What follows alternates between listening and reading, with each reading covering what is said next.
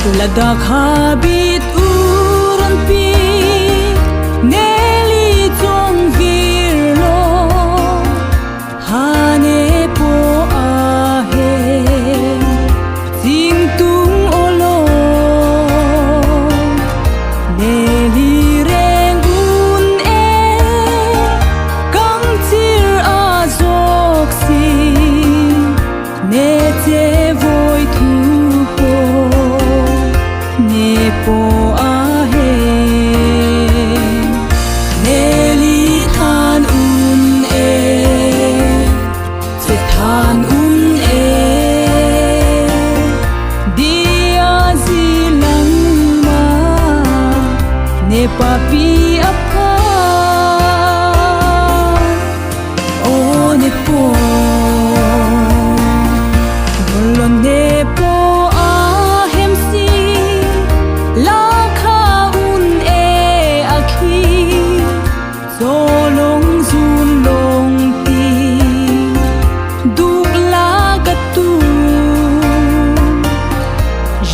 ang se pensi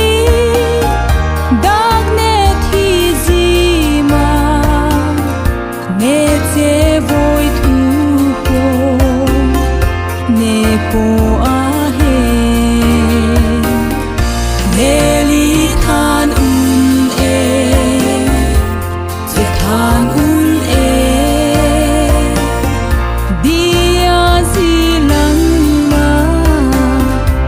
papi apa o ne po Bang tulo harang kenri Dia to hang lo Ding pek zilang ma Papi ne pa Ding ne pek zite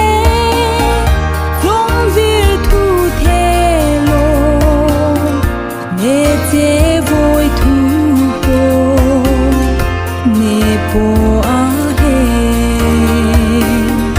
Neli than un e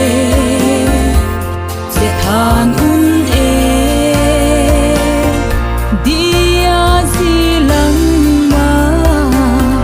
Ne papi apa O ne po Bang tulo hanang kenri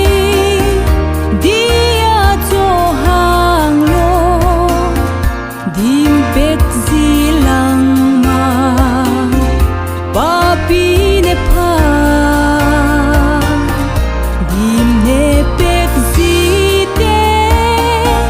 Tong vir tu thelo Ne te voi tu po Ne po ahe Neli than un e Than un e Dia zilang ma Ne papi apa O ne